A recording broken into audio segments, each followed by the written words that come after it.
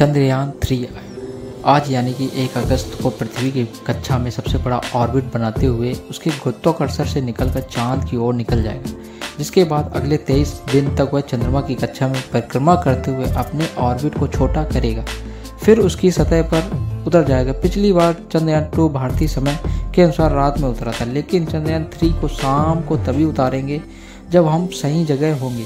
चंद्रयान 2 की तरह इसके भी आखिरी 15 मिनट बहुत महत्वपूर्ण होंगे।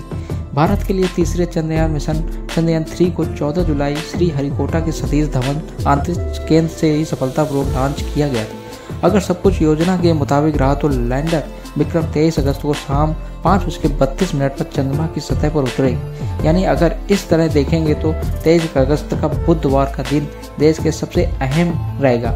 हम सभी की निगाह चांद्रयान पर अटकी रहेंगी। पिछली बार चांद के दक्षिण हिस्से पर चंद्रयान 2 ठीक तरीके से लैंड नहीं कर पाया था और उसका संपर्क फिर इसरो से टूट गया।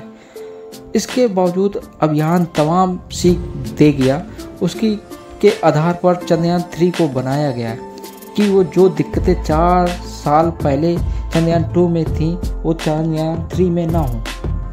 23 अगस्त को जैसे शाम के 5:32 पर इसरो के कंट्रोल सेंटर और दुनिया भर में स्पेस स्टेशन के जरिए इन पर नज़र रख रहे वैज्ञानिकों को सक्रिय हो जाएंगे, फिर तो एक एक सेकेंड पर निगाहें दिल और सिर्फ विक्रम पर अटकी रहेंगी। ये भारतीय अंतरिक्ष मिशन का ऐसा क्षण होगा जिसमें सफलता के बाद इसरो के लिए बहुत कुछ बदल जाएगा। आखिरी के 15 मिनट क्यों होंगे? लैंडर विक्रम को चांद की कक्षा से सबसे नज़दीक सतह पर उतारना है। ये काम करीब 30 किलोमीटर की ऊंचाई से शुरू होगा। लैंडर की शुरुआत में वक्त विक्रम की रफ्तार करीब 6 किलोमीटर पर सेकेंड होगी। इन 15 मिनट के भीतर ही लैंडर को अपनी रफ्तार में ज़बरदस्त बदलाव करना होगा। सुरक्षित सॉफ्ट लैंडिंग के लिए इसको अपनी रफ्तार 2 मीटर पर सेकेंड या 7 किलोमीटर पर हावर लानी होगी। आखिरी 15 मिनट क्यों कठिन होंगे? 15 मिनट और प्रक्रिया क्योंकि कठिन है, इसको समझने के लिए जानना जरूरी है कि विक्रम जब लैंड प्रक्रिया शुरू करेगा तो उसकी एक आम हवाई जहाज की रफ्तार से करीब 30 से 40 गुना ज़्यादा रहेगी। महज 15 मिनट के भीतर इस रफ्तार को कम करना और फिर जरूरी रफ्तार पर लाना बेहद चुनौतीपूर्ण होगा। लैंडर की रफ्तार को कम करने के लिए ब्रेक का काम करेंगे। इसमें लगे थ्रस्टर हैं।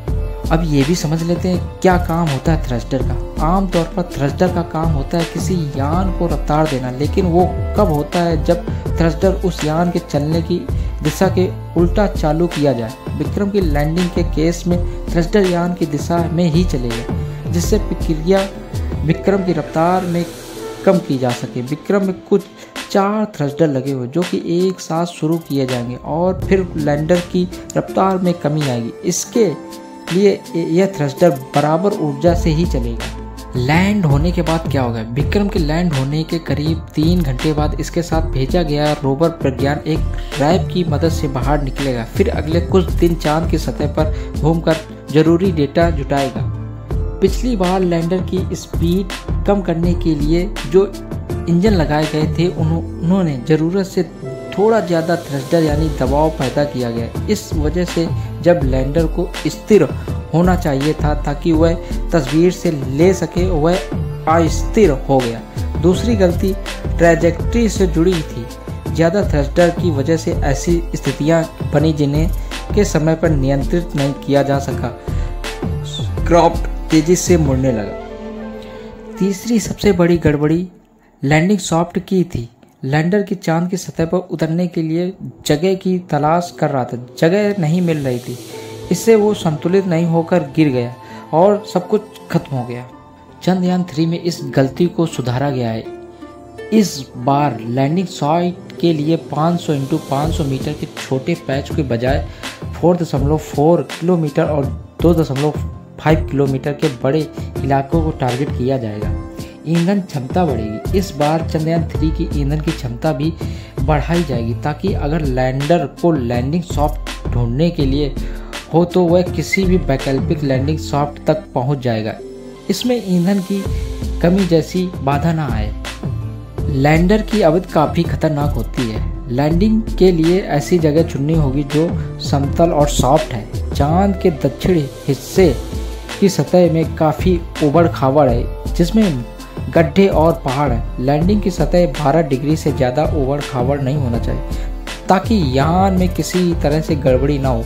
चांद की सतह पर उतरने के बाद 3 घंटे तक विक्रम सतह पर जाएगा लेता रहेगा।